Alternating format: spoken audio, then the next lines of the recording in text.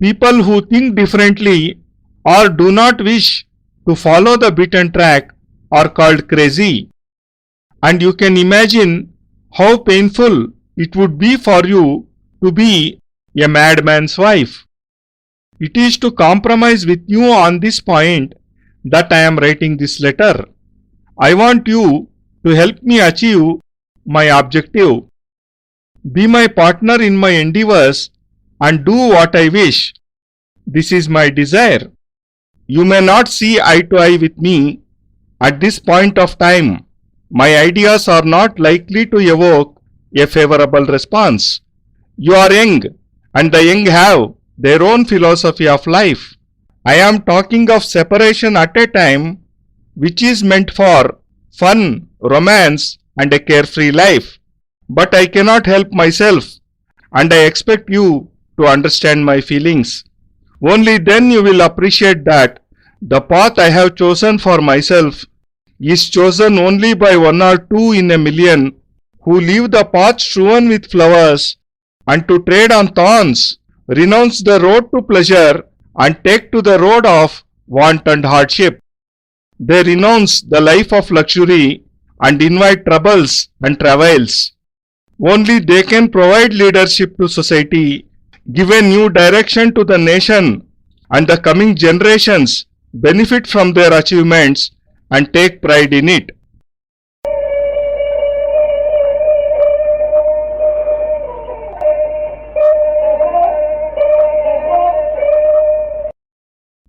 జీవితంలో కొన్ని ఆకాంక్షలతో సరిహద్దులు దాటి ఏదో చెయ్యాలి అనుకునే వారిని ప్రజలు పిచ్చివాడంటారు.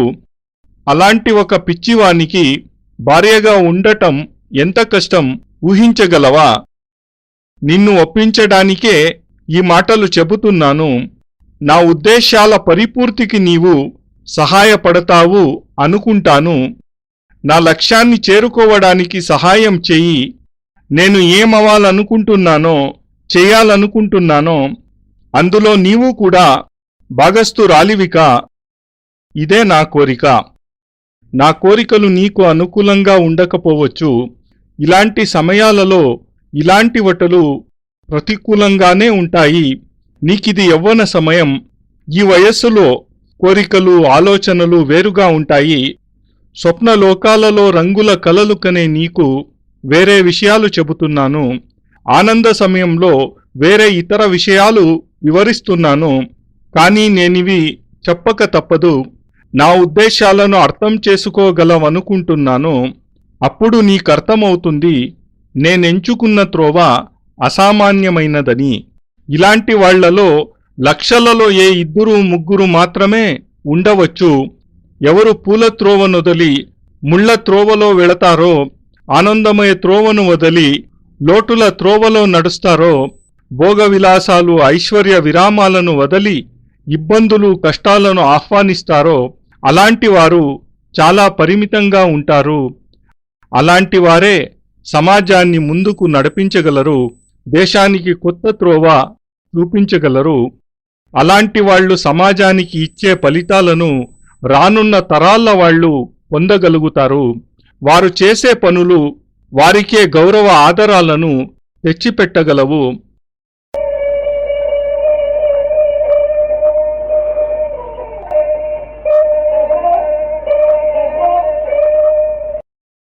I have arrived at the conclusion that while living in society, I shall not be able to accomplish anything. I shall have to leave the house and isolate myself from society. Only then I shall be able to accomplish something special and get fulfillment. My only aim is to bring to life the lost knowledge, re-establish the prestige of astrology, and through Mantra Shastra make accessible to common people the wonderful skills that our ancestors possessed. This cannot be accomplished at home. The few sadhus who have acquired this knowledge do not live in crowded areas in the midst of those who live in comfort. They live in caves where material comforts are non-existent. They are in forests where there is danger at every step. They are to be found where there is no selfishness, no deceit and dishonesty, and no tyranny, since they have no use for them. I want to read those who have attained siddhis, who are masters of this skill. I shall have to wander in jungles, live in caves, and suffer hardships at every step. It is only when I am free from passions and desires that I shall be able to acquire this knowledge, renounce all comforts and pleasures, and without fear for life, look for those sadhus and sannyasis who can be found only in isolated places. It is not easy to identify them. I do not know if I shall succeed in my objective, but my heart prods me on and tells me that this is the path for me. It is likely that I may die during my search for knowledge. I may be devoured by a wild beast, or my entire youth may be wasted without achieving anything. But I do not want to let these thoughts deter me. If I give up because of these apprehensions, I shall never be able to forgive myself. I would rather be killed by a wild beast than live like an ordinary man. I am determined to return home only after I have achieved something, or else I shall put an end to my life.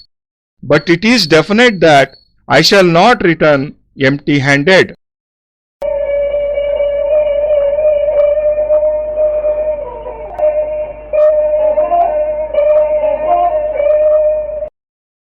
నేను ఈ సమాజంలో ఉంటూ ఈ సమాజానికి ఏమీ చేయలేనా? ఇంట్లో ఉంటూ నా లక్ష్య సాధనలో అడుగు ముందుకు వేయలేను. ఆనంద సుఖభోగాల ద్వారా ఆ త్రోవలో ఆ లక్ష్యాన్ని చేరుకోలేను. అది నా ధ్యేయం. లక్ష్యప్రాప్తికి నేను ఇంటిని విడిచిపెట్టి వెళ్ళాలి. ఈ సమాజం నుండి నేను వేరు కావాలి. అప్పుడే గొప్ప పనులు చేయగలను. ఆ పనుల వలన నాకు నేను పరిపూర్ణత్వాన్ని అందించగలను.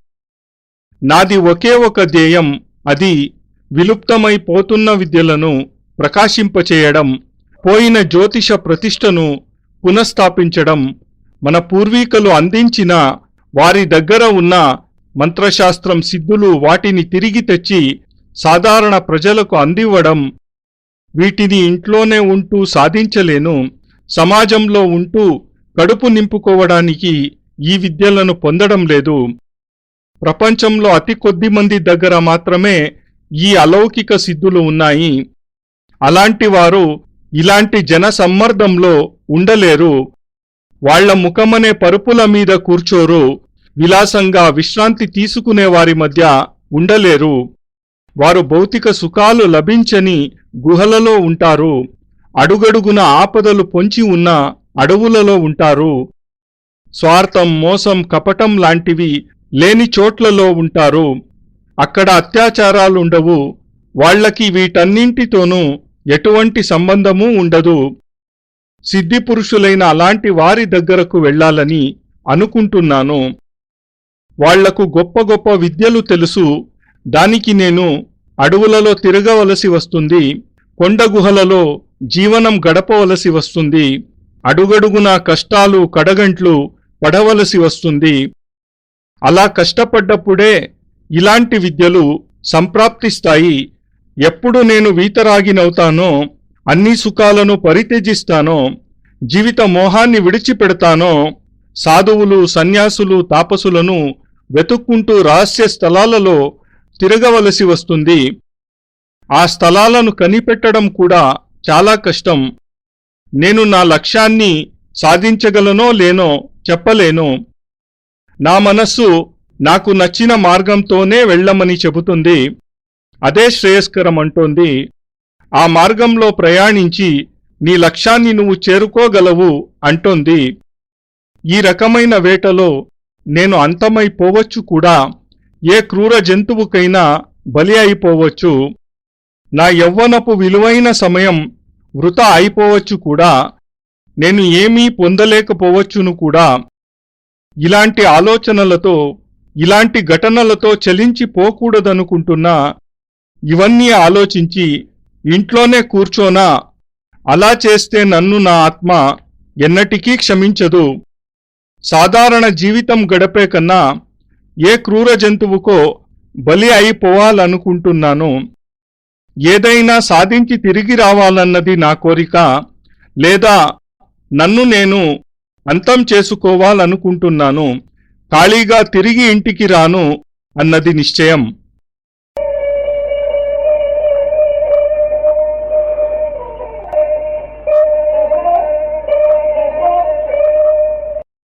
All this must be very painful to you. I realize that it is not fair to cause you pain and deprive you of joy. If I am prepared to make sacrifices for a great cause, I expect that you, as my wife, would cooperate with me and not put fetters on me. It is true that you have not gained by marrying me, and instead of giving you happiness, I am causing you pain and frustrating all your hopes and aspirations. I am conscious of it. I cannot say when I shall return. I do not even know if I am going to succeed. Today you are young. You may not be so when I return. It may be 10 to 15 years before I achieve my aim, and I can well imagine how terrible these years are going to be for you. I know that in these 15 years your youth will wither with worries and difficulties. The freshness and cheerfulness will vanish from your face. You will live a cursed life.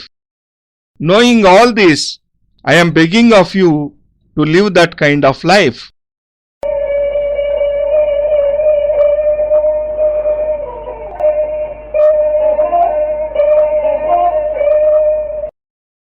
ఇవన్నీ విషయాలు నీకు కష్టం కలిగించవచ్చు. ఇలాంటి కష్టాలలోకి నిన్ను నెట్టివేయడం అనుచితమే.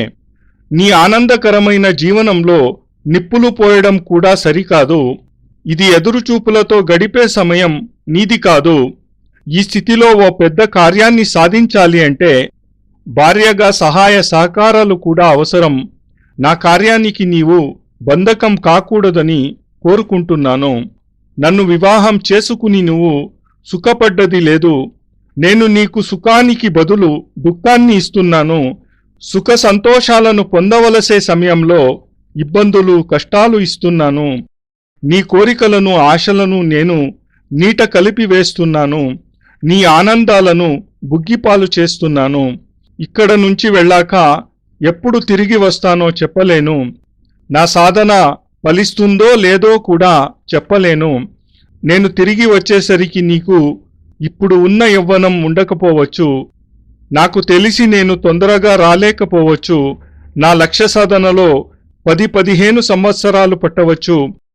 ఆ 10-15 సంవత్సరాలు నీకు ఎంత కష్టదాయకమైనవి నేను ఊహించగలను. ఈ 15 సంవత్సరాలలోనే వయస్సు చింతనలలో, చిక్కులలో, ఆలోచనలలో గడిచిపోవచ్చు. నీ ముఖంలోనున్న తాజాదనం, ఆనందం దుఃఖంలోకి మారిపోవచ్చు. నీ జీవితం అభిశాపితమైపోవచ్చు.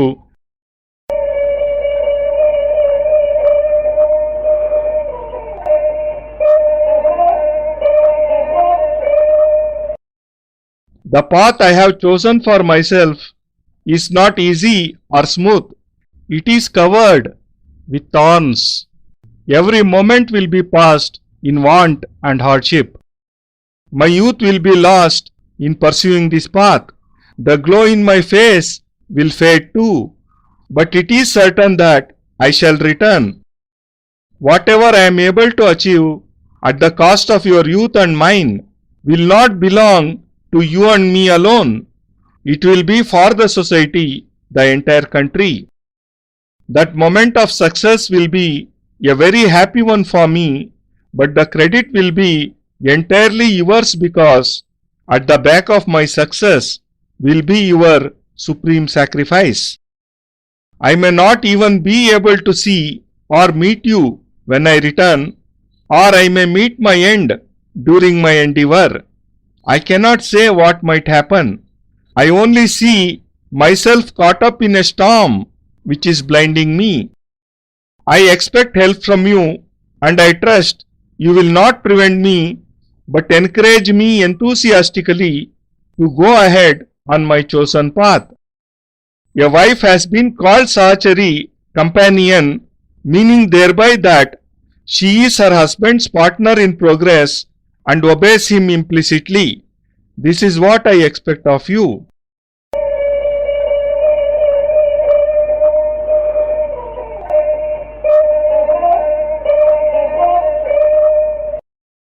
అయినా నాతో నీ జీవితాన్ని కోరుకుంటే నా త్రోవ పూల త్రోవ కాదు, ముళ్ళబాట. అడుగడుగునా ప్రాణ సంకటంతో నడపవలసి వస్తుంది. నా యవ్వనము ఇందులో కరిగిపోవచ్చు. నా ముఖకాంతి శ్రమ వలన మట్టి కొట్టుకుపోవచ్చు. నా జీవితమే అతృప్తి, కష్టాలు, కడగంట్లతో నిండిపోవచ్చును. కాని నాకు నేను ఖాళీ చేతులతో తిరిగి వస్తాను అనిపించడం లేదు. నేను నువ్వు మన యవ్వనాన్ని దారపోసిన సమయాన్ని ఒత్తి చేతులతో తీసుకుని రాను. ఆ వచ్చేటప్పుడు సమాజ కళ్యాణం కోసం తీసుకుని వస్తా. దానిమీద మన ఇద్దరి అధికారమే కాదు, సంపూర్ణ దేశం యొక్క అధికారం కూడా ఉంటుంది. అది నాకు ఎంతో ఆనందాన్ని ఇచ్చే సమయం. నేను కొంత పొందుతున్నాననే ఆనందం. నేను జీవితంలో ఏమైనా పొందాను అంటే అది నీ వలనే. ఆ గొప్పతనం నీదే. ఎందుకంటే దీని వెనుక నీ త్యాగం ఉంటుంది, నీ బలిదానం ఉంటుంది, నీ సుఖం, ఆనందం, ఆహుతైన వైనం కూడా ఉంటుంది. ఇప్పటి నీ ఆనందం, సౌకుమార్యం నేను తిరిగి వచ్చేసరికి నీలో ఉండకపోవచ్చు. నీ శరీరం ఎండిముడు బారిపోయి ఉండవచ్చు. నీ ముఖంలో సమాజానికి మించి ముడతలు పడి ఉండవచ్చు. కానీ నా సంకల్పంలో నేను బలమైన పట్టుదలతో ఉన్నాను. తిరిగి నిన్ను చూడగలనో లేదో, కలవగలనో లేదో తెలీదు. నువ్వు నాకు దొరకకపోవచ్చు, లేదా నేనే నష్టమైపోవచ్చు, చెప్పలేను. నా చుట్టూ ఓ సుడిగుండముంది. దానిలో నేనేమీ చూడలేకపోతున్నాను. అయినా నిన్ను సహాయం కోరుకుంటున్నాను. నన్ను నువ్వు ఆపవు అనే విశ్వాసం ఉంది. అంతేకాక ఉత్సాహంగా ముందుకు వెళ్లేందుకు ప్రేరేపిస్తావు అనుకుంటున్నాను. శాస్త్రానుసారం స్త్రీ అంటే సహచరి, అంటే అడుగులో అడుగ వేసి నడిచేది అని. దీనికి రెండవ అర్థం కూడా ఉంది. తన భర్త ఉన్నతి కొరకు, ప్రగతి కొరకు సహాయకురాలు కావాలని, ఆయన ఆజ్ఞను శిరసా వహించాలని. నేను నిన్ను అదే కోరుకుంటున్నాను.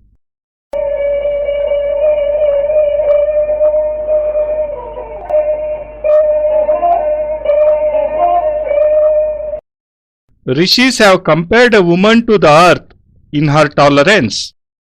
I am sure you have all the qualities which the earth has, tolerance and forbearance, and that is what I expect of you. Maybe you will not accept all this, but before you reject it, think well.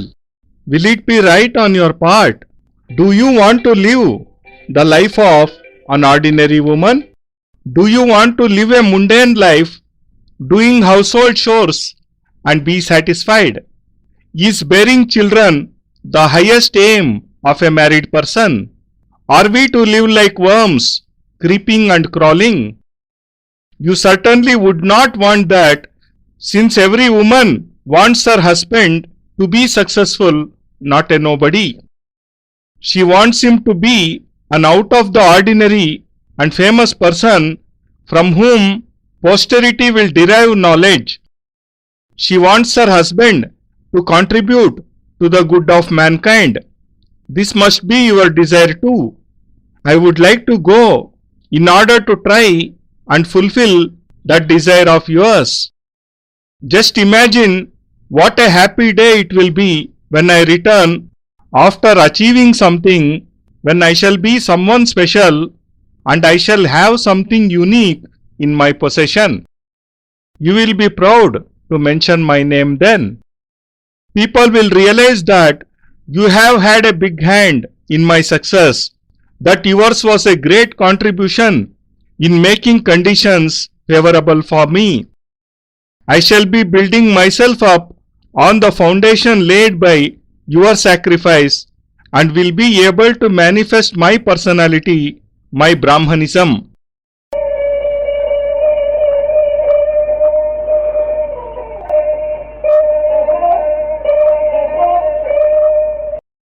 ఋషులు స్త్రీని సహనశీలిగా వర్ణించారు. అలాంటి గుణాలే నీలో ఉన్నాయని నేను భావిస్తున్నాను.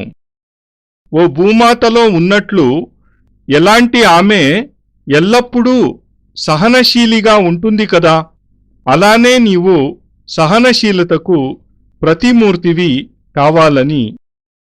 నీవు ఈ ఉత్తరం చదివాక నన్ను అడ్డుకోవచ్చు కూడా. అలా చేసేటప్పుడు ఇది ఉచితమేనా కాస్త ఆలోచించు. నీ జీవితం కూడా సామాన్య స్త్రీలానే గడిచిపోవాలా? ఇల్లాలిగా ఇంట్లో పనులు చేసే మనిషిగానే ఉండిపోవాలి అని అనిపిస్తుందా? పిల్లలను కనడమే గృహస్థు లక్షణమా? మన జీవితం కీటకాలలా నడచి నశించిపోవడానికేనా? ఇలా నీవు కోరుకోవు అనిపిస్తోంది. ప్రతి స్త్రీ తన భర్త విశిష్ట వ్యక్తిత్వాలు కలవానిగా కోరుకుంటుంది. అతను సామాన్యుడుగా కాక విశిష్టంగా ఉండాలి. మానవజాతికి సేవ చేయగలిగేట్టు ఉండాలి. అలాంటి కోరికే నీలో ఉంటుంది కదా. ఆ కోరికను తీర్చడానికైనా నేను వెళ్ళాలి అనుకుంటున్నాను. నేను ఏదైనా సాధించి వస్తే మనకు ఎంత ఆనందదాయకం. నేను సంపాదించగలను, విశిష్ట వ్యక్తిని కాగలను. అలాంటి శక్తులు నా చేతిలో ఉంటాయి. అవి ఎంతో గొప్పగా ఉంటాయి. ఇంకా ఆ సమయంలో నీవు నన్ను ఎంతో గౌరవంగా, గర్వంగా పిలువవచ్చు కదా. నే చేసిన ఈ కృషితో నీ సహాయ సహకారాలు ఎంతగానో ఉన్నాయని ప్రజలు అనుకోరా? నా జీవన తంత్రులను పనిచేయడంతో నీ వంతు సహకారం ఉంటుంది, నీ త్యాగం ఉంటుంది. నీ బలిదానాల పునాదుల మీద నేను ఏదో సంపాదించగలుగుతాను. నా వ్యక్తిత్వాన్ని, నా బ్రాహ్మణత్వాన్ని ఉన్నతంగా చేయగలుగుతాను.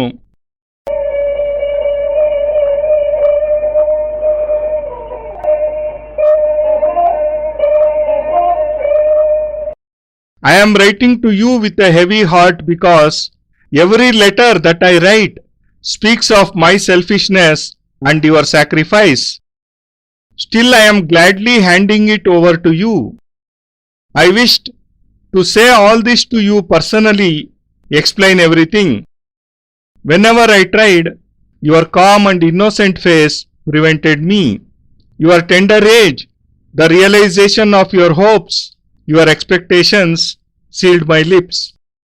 I felt helpless and a lot of time was wasted in this conflict. There was a point of time when I thought I would never be able to speak to you, that I would quietly leave the house without telling anyone. But I could not do that. I thought it would be fair to tell everything frankly to the person whose life is now linked with mine, or else she will be puzzled, bewildered. Prior to this, I wrote several letters and tore them up, but I have hardened my heart today to have my say. I do not want refusal in response to this letter. I want consent, and I am confident that you will give it gladly and enthusiastically. All the happiness of my soul is pledged with you. I am taking with me only hunger and want, suffering and hardship. My future life will be full of thorns. I have to grope in darkness. I have no ray of light but the light of my own soul, which I am sure will lead me to the right path. At this moment, I am only giving you the prospect of an endless depression, helplessness, lack of mental peace, and a torturous long wait. You have to go through this ordeal, but please believe me, I shall definitely return. All my good wishes are with you. Yours loving, Narayan Dutt, Shimali.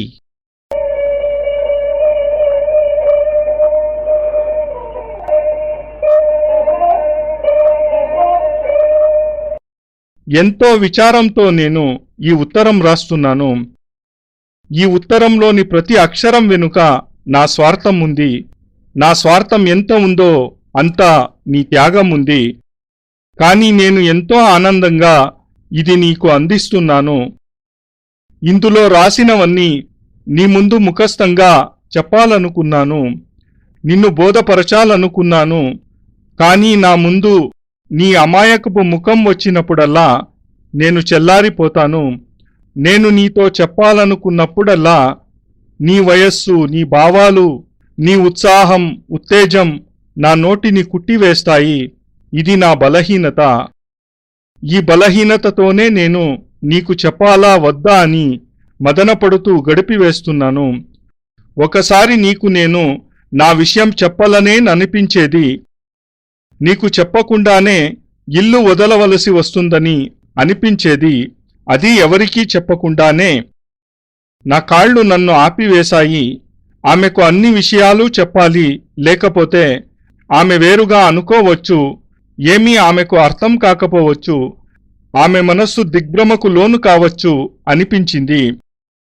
ఇంతకు ముందు ఎన్నో ఉత్తరాలు రాసి చింపివేశాను. నీ కన్నీటి ముందు వాటిని ఉంచలేకపోయాను. ఇప్పుడు కఠిన హృదయంతో నా మనస్సులోని మాటను రాసను, అది నీ ముందు ఉంచాను. దీనికి ప్రతిగా తిరస్కారాన్ని కోరుకోవడం లేదు. నిరాకరణకు ఈ ఉత్తరం నీకు ఇవ్వడం లేదు.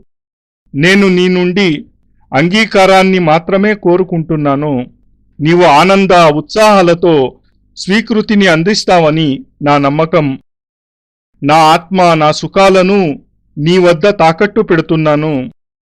నేను ఇక్కడి నుండి ఆకలి, కష్టాలు, ఇబ్బందులు, లోపాలు నాతో తీసుకుని పోతున్నాను. నా ముందు ఉన్న బాట ముళ్ళ బాట. చీకటిలో వెతుక్కుంటూ ముందుకు పోవాలి. నా ముందు ఎలాంటి వెలుతురు రేఖలు లేవు. కాని ఆత్మప్రకాశం నా దగ్గర ఉంది. అదే నాకు త్రోవ చూపిస్తుంది. ఒక్కటి మాత్రం గుర్తుంచుకో, నేను ఒట్టి చేతులతో తిరిగిరాను. ఎందుకంటే నా ఆత్మవిశ్వాసం నాతోనే ఉన్నాయి. దీనికన్నా మించి నీ త్యాగం, స్నేహం, నీ కోరికల బలిదానాలు కూడా నాతోనే ఉన్నాయి. నీ జోలెలో సుఖాలు నింపి వెళ్లడం లేదు. ఇప్పుడు నేను అంతులేని విచారం, వివశత్వం, ఎదురుచూపులు నీ ముందు ఉంచి వెళుతున్నాను. నిన్ను దాటి వెళుతున్నాను. కానీ నన్ను నమ్ము, నేను తప్పక తిరిగి వస్తాను. నా శుభ ఆశీర్వాదాలన్నీ నీతోనే ఉన్నాయి. నా ప్రాణాల అమృత వర్షణ నీ మార్గాన్ని సుఖమయం చేస్తుంది. ఇది నా ఆశ. స్నేహపూర్వకంగా నారాయణ దత్త శ్రీమాలి.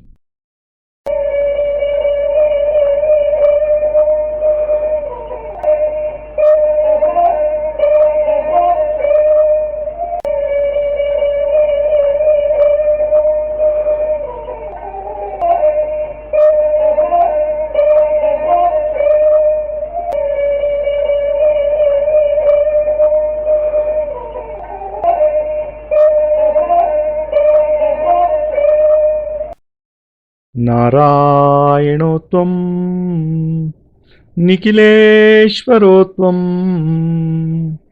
మాతా పితా గురు ఆత్మా త్వమేవం బ్రహ్మాత్వం విష్ణురుద్రాత్వమేవం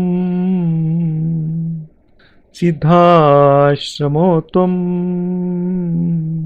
గురువం ప్రణమ్యం త్వమేవ మాతా చ పితా త్వమేవ త్వమేవ బంధుశ్చ సఖా త్వమేవ త్వమేవ విద్యా ద్రవిణం త్వమేవ త్వమేవ సర్వం మమ దేవ దేవా.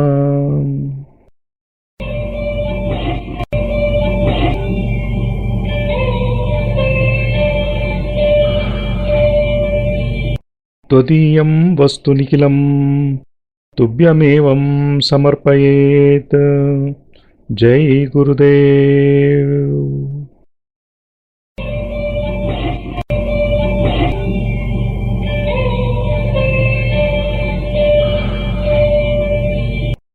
ಪರಮಪೂಜ್ಯ ಗುರುದೇವ್ ಯೋಗಿರಾಜ್ ಸ್ವಾಮಿ ನಿಖಿಲೇಶ್ವರಾನಂದಜಿ ಮಹಾರಾಜರ ಪವಿತ್ರತಮ ದಿವ್ಯ ಚರಣಾರವಿಂದಗಳಲ್ಲಿ ಸಪ್ರೇಮಪೂರ್ವಕ ಸಮರ್ಪಣೆ ಈ ಭಾವಾನುವಾದ. ಅತ್ಯಂತ ಕೃತಜ್ಞತಾಪೂರ್ವಕವಾಗಿ ಗುರೂಜಿ ನಿಖಿಲ್ ಸಚ್ಚಿದಾನಂದ.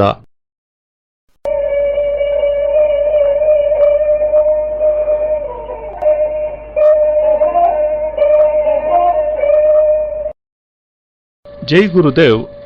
ಪರಮಪೂಜ್ಯ ಗುರುದೇವ್ ನಿಖಿಲೇಶ್ವರಾನಂದರ ಆಂಧ್ರದ ಶಿಷ್ಯರು ಹಾಗೂ ತೆಲುಗು ಭಾಷೆ ಬಲ್ಲಂತಹ ಎಲ್ಲ ಸಾಧಕರು ಗುರುಬಾಯಿಗಳಿಗೂ ಹೃತ್ಪೂರ್ವಕ ವಂದನೆಗಳು. ಪರಮಪೂಜ್ಯ ಗುರುದೇವರ ದಿವ್ಯ ಸಂದೇಶವನ್ನು ತೆಲುಗು ಭಾಷೆಯಲ್ಲಿ ನೀಡಲು ಕನ್ನಡಿಗನಾದ ನಾನು ಮಾಡುತ್ತಿರುವ ಈ ಕಿರು ಪ್ರಯತ್ನಕ್ಕೆ ಸಮ್ಮತಿ ಹಾಗೂ ಸಹಕಾರ ನೀಡಿ ಪ್ರೋತ್ಸಾಹಿಸುತ್ತಿರುವ ಪರಮಪೂಜ್ಯ ಗುರುದೇವರ ಅಚ್ಚುಮೆಚ್ಚಿನ ಶಿಷ್ಯರಾದ ಬ್ರಹ್ಮರ್ಷಿ ಪೂಜ್ಯ ಶ್ರೀ ಅನಿಲ್ ಕುಮಾರ್ ಜೋಶಿಜಿಯವರಿಗೆ ಹೃತ್ಪೂರ್ವಕ ಅನಂತಾನಂತ ವಂದನೆಗಳನ್ನು ಸಲ್ಲಿಸುತ್ತಿದ್ದೇನೆ. ಪೂಜ್ಯ ಶ್ರೀ ಗುರೂಜಿ ಅನಿಲ್ ಜೋಶಿಜಿಯವರ ಆಪ್ತ ಶಿಷ್ಯರಾದ ವೆಂಕಟರಮಣ ಮೂರ್ತಿಜಿಯವರ ಸ್ನೇಹಪೂರ್ವಕ ಸಹಕಾರ ಮತ್ತು ಪ್ರೋತ್ಸಾಹಕ್ಕೆ ನಾನು ಚಿರಋಣಿಯಾಗಿದ್ದೇನೆ.